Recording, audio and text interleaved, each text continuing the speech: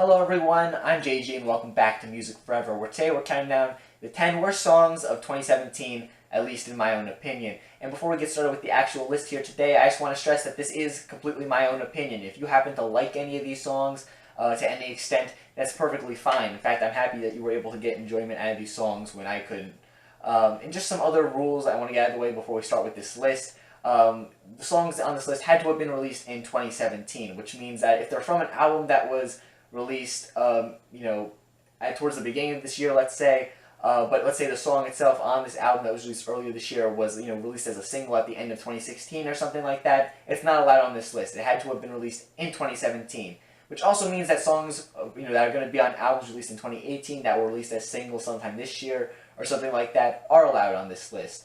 Another thing, only one song per project on this list, just because otherwise this list may be filled with too many songs by certain artists, and that just wouldn't be all that fun to talk about then. Also, I don't necessarily go out of my way during the year to listen to bad music or anything like that. Primarily, I focus on, listening to albums and reviewing albums from bands that I like, or that I just have, expectations that are, somewhat high for just throughout the year. So I'm not really, going after hearing awful projects or things like that. And, when I hear that projects are bad, I don't necessarily go out of my way to listen to them then.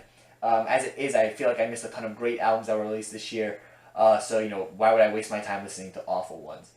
So as a result, there might be some very obvious picks that might be on other people's lists that aren't on this list just because maybe I didn't hear the songs because I didn't review the project, because I had no interest in reviewing the project.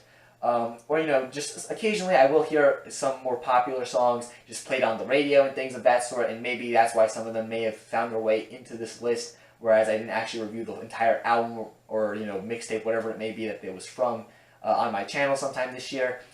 So yeah, pretty much just know that, this list has to be based on songs I actually heard that were released this year. So if it's not on this list, chances are I just didn't hear it, and if it really is that awful, I don't think I want to hear it. So I guess that's a good thing for me at least. With all that out of the way and said and done, let's get into my number 10 pick here today.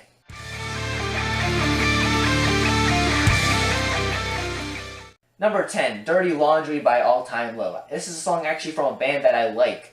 But this song, the first single from their newest album, initially I was kind of mixed in terms of my opinion on the track. There were aspects I liked, aspects I didn't like. But as time has gone by, a lot of those aspects I like haven't really, stuck with me, whereas the aspects I didn't really like have just grown to be bigger problems, at least in my opinion. By the time I heard this thing in the context of the record it was from, I just, easily one of my least favorite songs from that project. Probably, well, of course it is my least favorite song from that project. That's why it's on this list as opposed to another one, but easily also one of my least favorite songs of the year. Just the lyrics of this song are also some of the worst I've heard. Just, dirty laundry looks good on you. That's never going to be a good thing to say to someone. Whether there's someone that's, like a love interest or something, whether or not they're a friend or family, or your mortal enemy, for example. There's never a good time to say that to someone. And I get the whole message of the song, and I get the meaning behind these lyrics, and I do kind of like the message itself, but I feel like dirty laundry, that's the best you could come up with. I feel like when the band was writing stuff, this should have been an idea that was so it came to someone's head and was just immediately scrapped just because it's that awful of an idea. You don't want to compare positive things in someone to dirty laundry ever. Dirty laundry, that's not good. Get that stuff washed. No one wants to smell you walking around in your dirty laundry because, you smell. Even if you don't notice it, you do smell. So, take a shower, brush your teeth, wash your clothes, have good hygiene. Dirty laundry, never good. Aside from that, the actual build-up in this song, it starts off a bit slower, kind of builds up to, the end of the song where, there's a bit more of a release in energy. And while, this part of the song I was initially kind of, liking, I guess you could say, a bit mixed on, over time, I feel like it comes a bit too late into the song, this explosion in energy, which, while, in and of itself isn't an awful thing, I do kind of like this explosion in energy, hence why this song is lower on this list. It just comes way too late. By this point in the track, the track isn't salvageable anymore, is really what I'm trying to get at. It just, lyrically, it's a train wreck, and musically, it could be a lot better. So, yeah, despite the fact that I like All Time Low, this was easily, a low point for them, I guess, to say the least.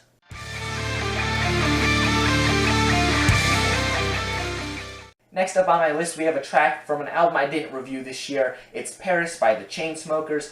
And, you know, I'm really happy that the whole Chainsmokers hype sort of thing that was going on a lot last year in 2016 really kind of died down, you know, the beginning of this year 2017. In fact, I almost forgot that they dropped that album that I didn't review just because I heard it was so awful. I had no reason to listen to it. But, you know, I did hear this song just because it was played, you know, like everywhere towards the beginning of this year. It actually was released as a single in January, I believe, from what my research told me. So yeah, I don't think this is the worst Chainsmokers song that's ever been released, but out of the ones released this year that I heard, keyword there being that I heard, because I'm certain there are worse on the album itself. If this is what they wanted to show to the world as a single, I hate to see what the deep cuts are on that thing.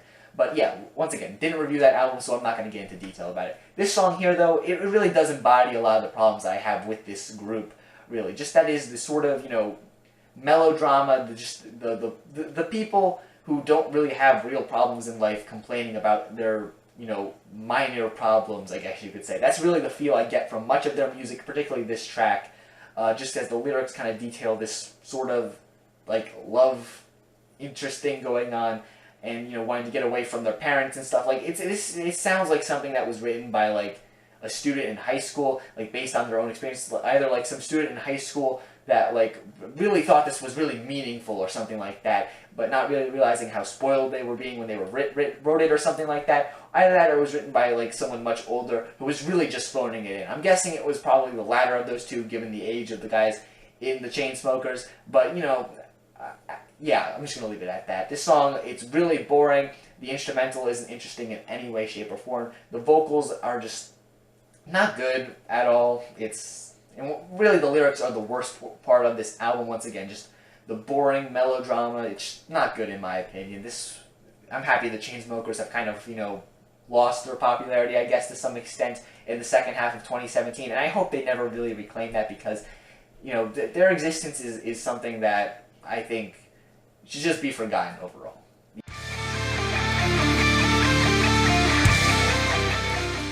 Coming in at number 8 on my list, we have Sorry for Now by Linkin Park. And this was another song that kind of pains me to put on this list, just because I am a massive Linkin Park fan. One of my favorite bands of all time. In fact, I reviewed all of their albums earlier this year. If that interests you, make sure you check that out. But yeah, I couldn't justify not putting this song on this list, just because this is easily the worst Linkin Park song that's ever been released. Whereas One More Light, it was an album that I was initially really mixed on, and I initially hated it, but I grew to be a bit more mixed on it. I overall think I settled on an average score when I re-reviewed it as part of my discography review that I did.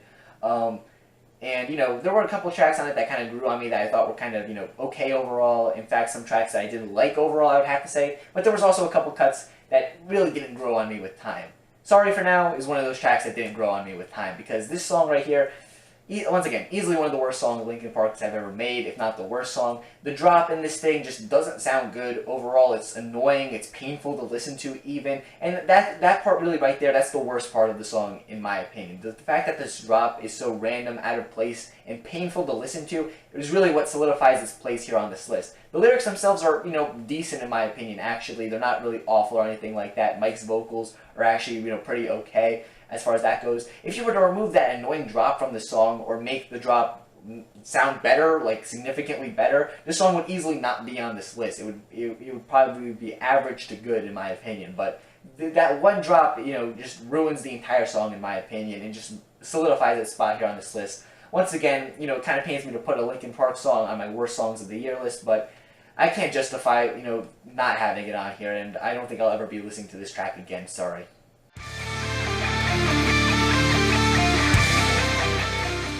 Next up on my list, we have the song Marmalade by Macklemore featuring Lil Yachty. And this song, you know, primarily gets its spot here on this list because it's a blatant ripoff of the Dram song Broccoli, which also features Lil Yachty. I mean, I'm not sure, like, I'm not a Lil Yachty fan or anything, but did he not realize that he got featured on, like, the same song twice? In all serious, though, this track, once again, it's just a blatant ripoff, pretty much. Listen to both tracks side by side, you'll see what I mean. And I'm not even like a Dram fan or anything like that. I just happened to hear that this song was really similar to that one. I checked it out, and, you know, when I was doing my review for Macklemore's new album, and, you know, lo and behold, it is pretty much a direct, like, ripoff pretty much. And while the song itself, it doesn't exactly interest me anyway, the fact that it's just this very blatant ripoff it really just makes me not like it even more than I already wouldn't have liked it. Because like I said, the song itself, in terms of actual sound, it may not be the worst sounding track from that album that Macklemore dropped earlier this year, but it's the rip-off part, that's the part that really gets me. The rest of the song itself, I don't particularly like it or anything. Lil Yachty's feature isn't really good or anything, but it's still, it's the rip-off part really that bothers me. Just because, why? Honestly, just why did they have to do that? Like, it's not like I was a fan of the original song or anything, but still, I kind of respect the integrity of the original artist with, their original song, and I just don't like the whole rip-off aspect of this one. So, that's really why it's here on this list. Yeah.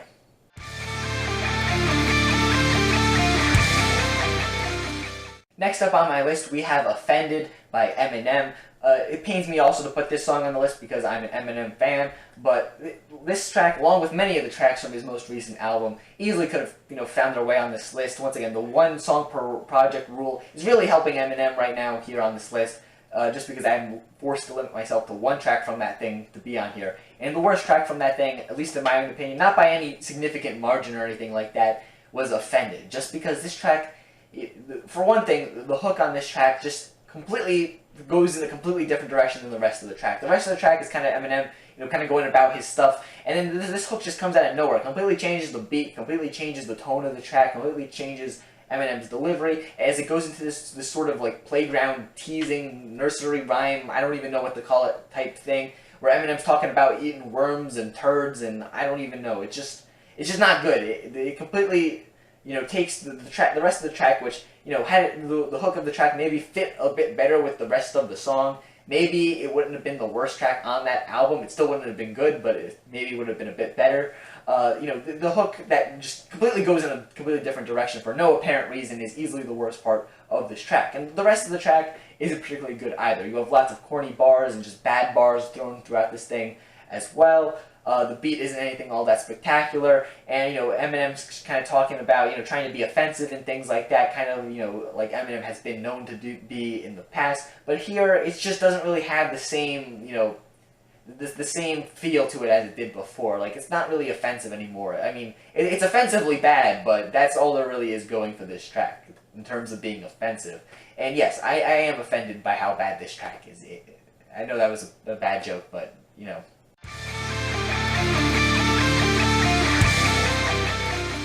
Next up on my list, we have All My Friends by Owl City. Owl City, an artist that I have liked some material from in the past, but this right here, this track, if I was to describe it in one word, it would be corny, because it really just takes all the bad aspects I think have existed in Owl City's music before in the past, like some of the corniness, and just amplifies it to the extreme, in my opinion. The sound of this track is kind of a mix between electronic music, hip-hop, country. Yeah, it's just... Does that sound appealing to you if you haven't heard this track already? Like, does that mixture of sound appealing to you? I mean, it really shouldn't, and it's not appealing listening to this song. It's really corny. The lyrics kind of have a sort of like campfire, like, almost like maybe like a Boy Scout or like church retreat type like feel to it, like a bunch of kids around a campfire or something like that. That's kind of what I get from this track in terms of the feel. It just has that really kind of corny, not good vibe, and not like a good way either. Like, there's some tracks that can pull off corny in a good way. This track isn't one of them. It's just a mess of sounds being thrown together that should have never been mixed together. The lyrics are, once again, corny.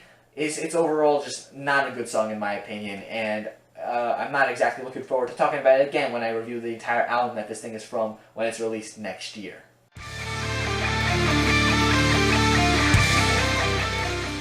Next up on my list, we have Closure by Maroon 5, the closing track on their most recent album, Red Pill Blues, which, if you haven't seen my worst albums of the year list, spoiler alert, it appears on that list to some extent, that album.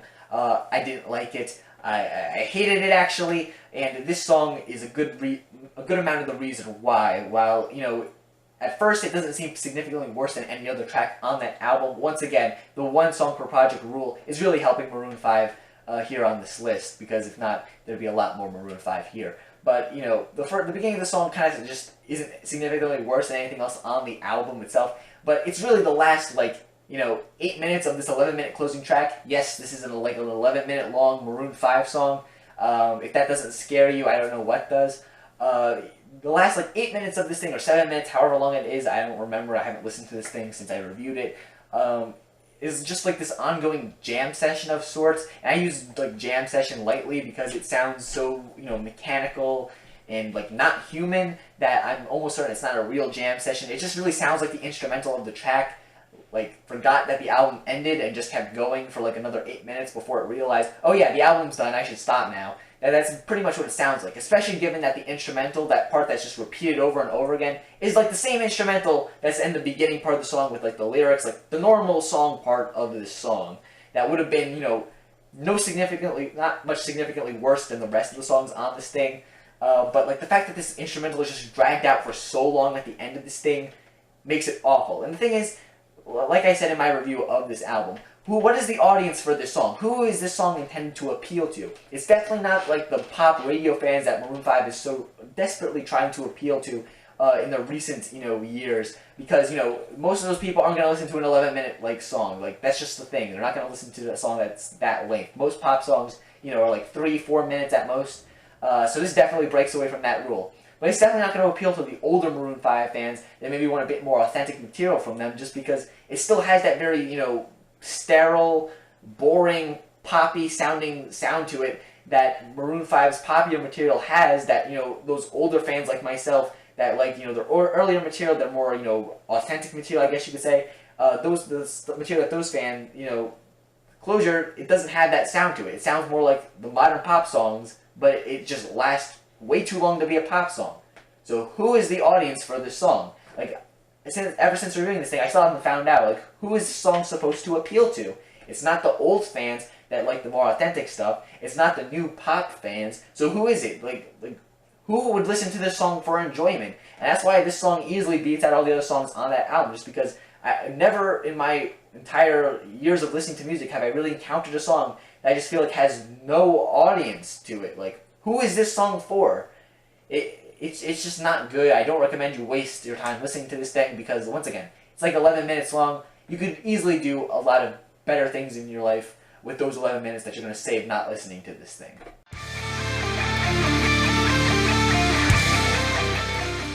At number 3 on my list, we have Young and Menaced by Fall Out Boy, another band that I enjoy.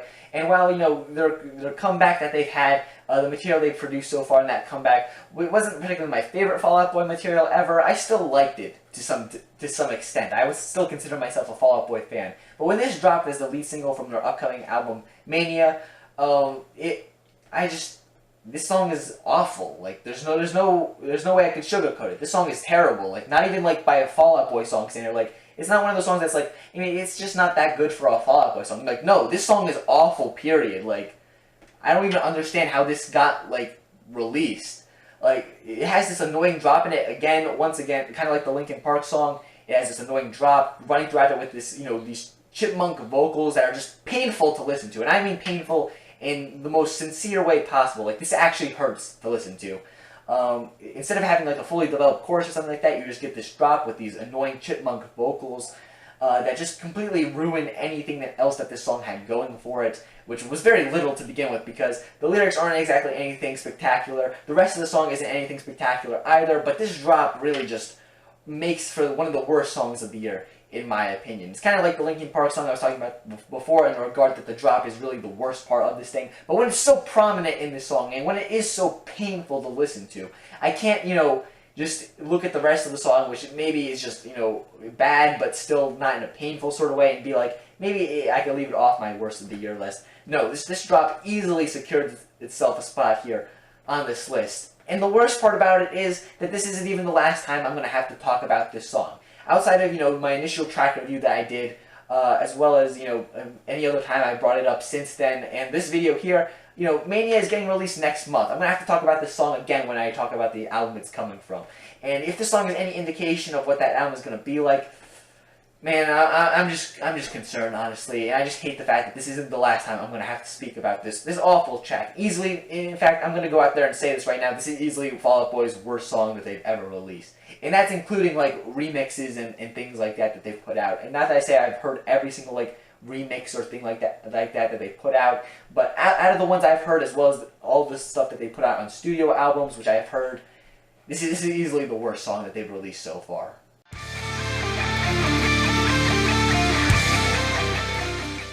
Coming in at number 2 on my list, we have It's Everyday Bro by Jake Paul featuring Team 10.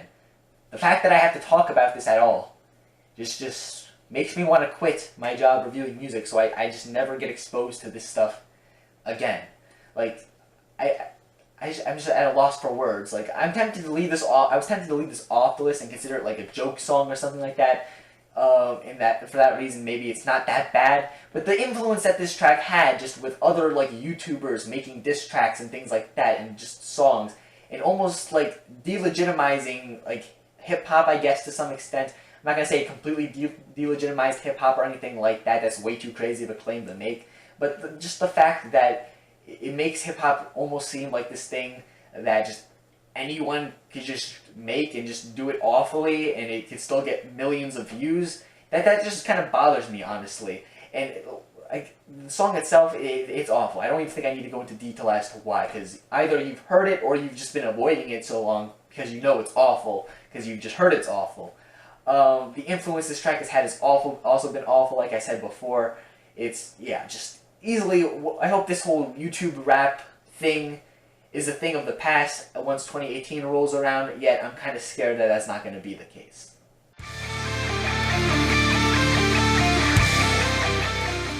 And coming in at number 1 on my list, it's Gucci Gang by Lil Pump. Another artist whose album or mixtape, whatever it was, I didn't review just because, you know, I heard the song. That's all I needed to hear, just to confirm that there were better things for me to listen to this year. This song, it's my least favorite song of the year, if you couldn't tell by its placement on this list. But it's just one of those songs that I listen to and I'm like, just why? Like, I'll admit, I'm not a big fan of trap like music or anything like that. There are some songs in the genre that I enjoy, but as a whole, I would say I'm not a big fan or anything. That's why I typically don't review albums in that genre or anything like that on my channel, just because, you know, I just don't enjoy it all that much. I'm perfectly fine with admitting that. But this song here, even compared to many of the songs in the genre that I've heard, it's just one of the worst in my own opinion. And, you know, this whole SoundCloud rap kind of movement thing that we also kind of saw gaining a lot of popularity this year. That's not to say there aren't some talented artists, you know, emerging out of that or anything like that, but I feel like this is easily like the bottom of the barrel, like worst that you can get from that movement, and that's saying something considering that there are some other, you know, pretty bad songs that have come out of that movement. Yeah, I just can't even really, you know, I don't even feel like I could properly articulate how much I dislike this song. Just the amount of people I've seen like praise this song and like this song, like is it ironic? Like I hear people like do you like this song ironically? Is that why it's popular? Like is Lil Pump's popularity just based in being ironic? If so, like okay, it's fine. I enjoy what you enjoy, but I don't get it personally. Yeah, and if I don't already sound like enough of a grandpa as it is, you know, talking about music these days, I don't get you kids. Yeah, I think I'm going to conclude this year's list for our worst songs of the year before, you know, this just gets any uglier. But yeah, this was just my own 10 songs. If you enjoyed these songs, like I said before, it's perfectly okay. It's perfectly fine. I'm happy you can get enjoyment out of them even though I couldn't. And, you know, maybe leave down in the comments down below why you happen to like these particular songs even though I didn't. Or if you didn't like these songs, you know, that's perfectly fine as well. I can perfectly understand you because, like I said, I'm not particularly a big fan of these songs myself, hence why, you know, they're on my worst songs of the year list. Yeah. Thanks for watching, guys. If you enjoyed this countdown, make sure you guys leave a like on the video and subscribe to the channel so you don't miss out on my other year-end lists as they're coming out. I have a playlist linked in the description down below which has all the lists I've done on my channel, including this year's year-end list, as well as any other older lists that I've done prior to that. So, you know, if you enjoyed this countdown, make sure you check that out. You'll probably enjoy my other ones that I've done. Thanks for watching, guys, and stay golden.